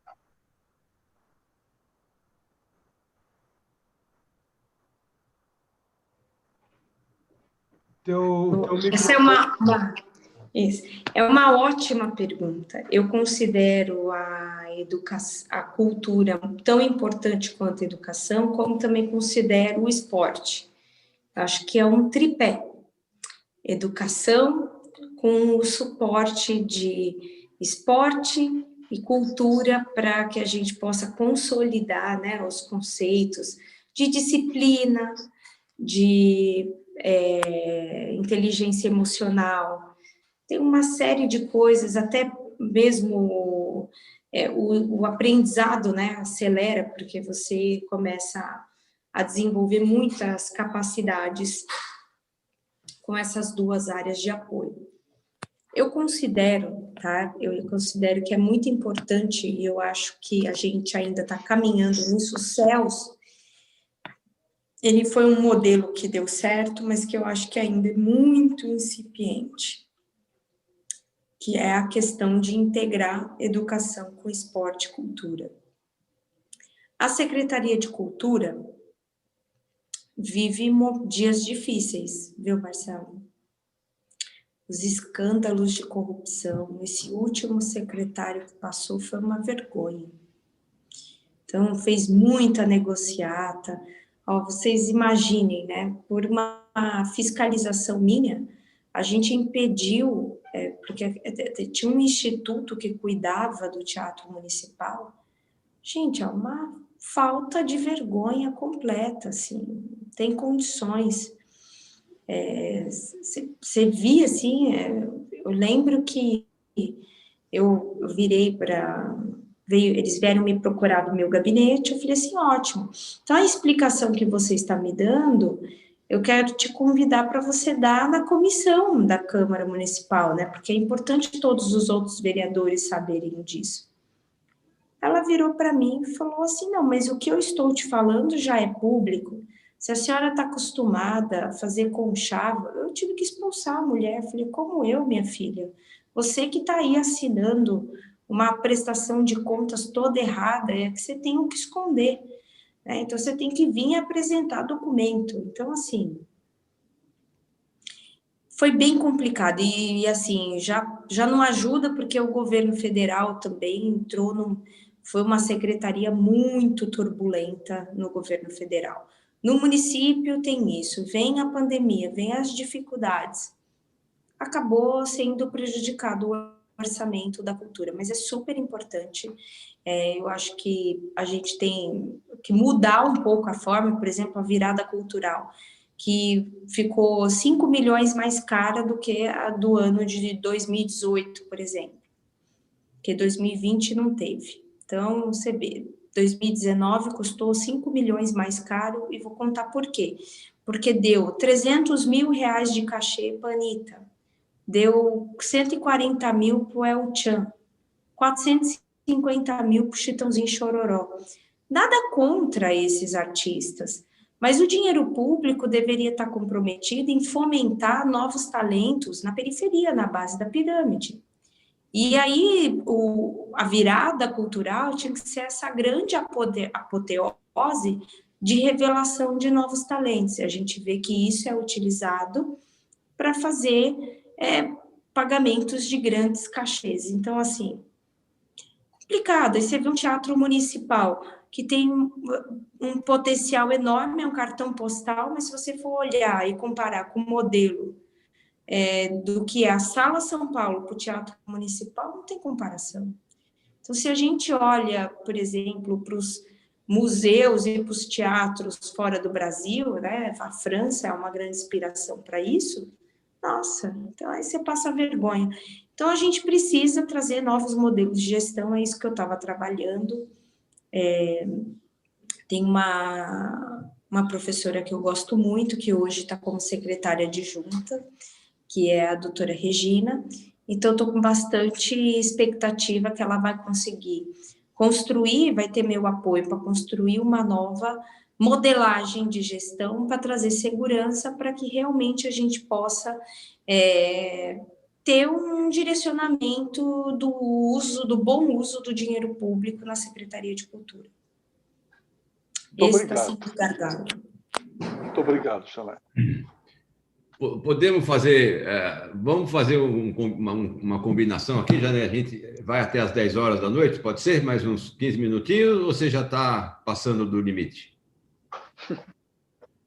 Já passamos do limite. Não tem nenhum problema, é que daqui 10 minutos eu entro num outro Zoom. Tá. Então, eu vou dar só mais uma para quem trouxe você, né? O Omar, que vai fazer a última pergunta, então, e na sequência eu vou passar a palavra para o Paulo, que vai fechar, então, essa noite tão agradável. Omar, por favor, rapidamente a sua pergunta, porque temos 10 minutos aqui para encerrar nosso... Vai ser rápida. Vai ser rápida. Janaína, eu fiquei encantado com o seu trabalho, encantado agora com você aqui pessoalmente apresentando o seu trabalho. Então, eu tenho, assim, estou bastante empolgado com a tua plataforma, com a forma que você conduz e o conhecimento que você está apresentando. Eu tenho uma questão, não sei se você está ouvindo. Tá. Janaína? Eu estou aqui. Estou aqui, estou ouvindo. Você está me ouvindo. Então, a minha questão é curta, porque o acesso às redes de Wi-Fi e a inclusão digital é um negócio que acelera essa descompensação, quer dizer, na população de baixa renda, acelera a desinformação, acelera uma série de processos negativos e um precipício de diferenças entre aqueles que têm acesso ao Wi-Fi, a tudo e à informação, e aqueles que são ignorados. Não são só ignorados na questão pessoal, é o próprio serviço de Wi-Fi que é ruim, não dá acesso às comunidades, não dá acesso às escolas e tudo mais. Você fez um comentário sobre um voucher que você está falando de acesso à web. Eu queria que você elaborasse um pouco para eu entender de que se trata, como é que seria o mecanismo desse voucher. Uma ótima pergunta, Omar.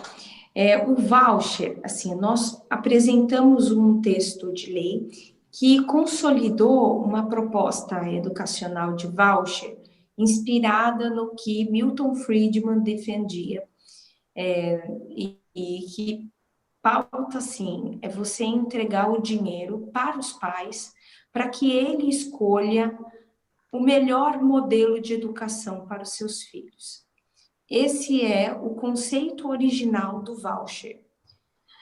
A prefeitura achou interessante o modelo de voucher, mas fez algumas adaptações da minha proposta. Eles apresentaram uma proposta em que eles colocam um edital com alguns critérios e as escolas se cadastram e as aprovadas, ou seja, que foram escolhidas porque atendem esses critérios, os pais podem escolher qual dessas escolas eles podem matricular seus filhos. E, com isso, a prefeitura paga mensalidade direto para a escola. Esse é o programa Mais Creche, que a gente aprovou 20 mil vagas em 2019, e, se eu não me engano, mais 5 ou 10 mil vagas agora para 2020. Muito. Ótimo. Eu só queria complementar, antes do encerramento, Cícero, eu queria agradecer ao Henrique por ter nos aproximado da Janaína e ter tido a oportunidade de ter uma pessoa tão intensa, tão ampla em toda a sua presença profissional, como política e como pessoa, inclusive humanista. Tá? Queria agradecer ao Henrique e entregar de volta para você. Bom, eu vou agradecer também, em primeiro lugar, ao Henrique que fez essa ponte, né? E, sobretudo, a Janaína de se dispor aqui conosco, né? Mais uma vez, parabenizá-la, né? E vou, então, pedir agora para o Paulo, né? Nosso companheiro, ex-cônsul da Indonésia durante 25 anos, né? Que, com certeza, atentamente me ouviu também, né? E que já é de praxe aqui no nosso grupo, o nosso embaixador cônsul aí fazer esse fechamento dessa sessão para as últimas. A Janaína está ouvindo, Cícero? Não sei o que eu ouvindo. Tá ok, tá ótimo. Tá, então, só para... E, mais uma vez, muito obrigado, Janaína. Encantado. Obrigado. Paulo? Boa noite, Janaína. Eu tenho certeza que estamos saindo todos daqui super entusiasmados com você, com os teus projetos, com o teu passado, com os teus planos futuros. E, coincidentemente, uma das primeiras coisas que você falou, ao começar a falar na tua apresentação, você falou sobre sinapses e sobre neurociência. E isso é uma coisa que eu respiro o dia inteiro, porque nós desenvolvemos um programa aqui no Brasil justamente para desenvolver a cognitividade das crianças e dos adultos em geral. E poder trabalhar com crianças com isso é tudo de bom e de melhor. E eu quero, desde já, chama-se Mente Turbinada, e eu quero, desde já, oferecer sem custo nenhum para a Sinhazinha. Viu, Henrique? Eu vou ter o maior prazer em instalar, implantar na creche, e depois te dou maiores detalhes. E quando, depois das eleições, você eleito, a gente vai conversar sobre isso também. Eu queria te agradecer, te dar os parabéns e deixar as portas abertas aqui do nosso grupo, que com certeza vai estar trabalhando por você, para que sempre que você precisar de alguma coisa, conte conosco. E eu tenho certeza que é recíproco, Janaína. Parabéns, sucesso, vitória, e vamos juntos. Uma salva de palmas para a Janaína aqui. E não pode esquecer, 30.300, né? É isso que eu queria aqui. Pedir muito. A gente tem um grupo de voluntários. Eu gostaria depois, eu quero passar para o Henrique, para ele compartilhar com todos vocês, para vocês entrarem no link, para vocês me ajudarem. Então, assim, eu queria que também, quem puder, tiver disposição, a gente está nos últimos dias, vier aqui tomar um café comigo, a gente tem a oportunidade de interagir pessoalmente.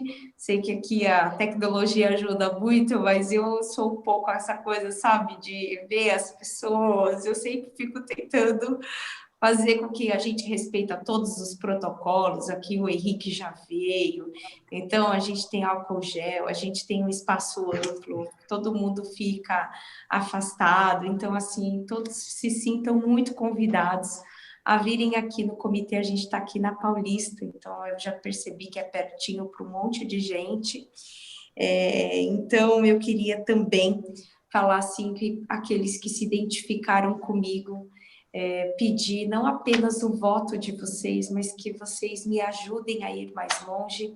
Uma eleição, para quem faz a política sem fundo partidário, com ideal, sem partido que, enfim, da estrutura e tudo mais. Nosso partido ele tem uma outra proposta e tem também um grande desafio, né? Porque o nosso partido também não coloca os problemas debaixo do tapete. Então, além da gente ser um partido, a gente resolve tudo. Então, é um partido que a gente tem muitos desafios, mas, sobretudo, muita vontade de mudar o Brasil. Então, vocês que se identificaram com o meu trabalho, eu quero muito, muito, muito contar com o empenho de vocês, de diversas formas, vocês virem aqui, peçam um kit, colhem um Perfureide no carro de vocês para divulgar meu nome nesses últimos dias. Divulgue meu nome para os amigos. Se vocês tiverem interesse em fazer um encontro como esse, me levar para falar com os familiares e amigos de vocês, vai ser uma coisa muito boa. A gente está precisando muito disso nessa reta final. E que vocês façam listas de transmissão, compartilhem todos os conteúdos das redes sociais e se sentirem no coração de fazer alguma doação. Enfim, o que vocês não podem é ficar de fora. Eu vou ficar muito feliz em construir essa jornada. Eu e o Henrique estamos esperando mais pessoas para continuar transformando a cidade de São Paulo, com o Marcelo Conte, que me apoiou em 2016, que agora estou muito feliz de continuar com o apoio dele, e eu quero contar com o apoio de todos vocês aqui desse grupo para eu continuar com esse meu legado de educação e de compromisso com a cidade.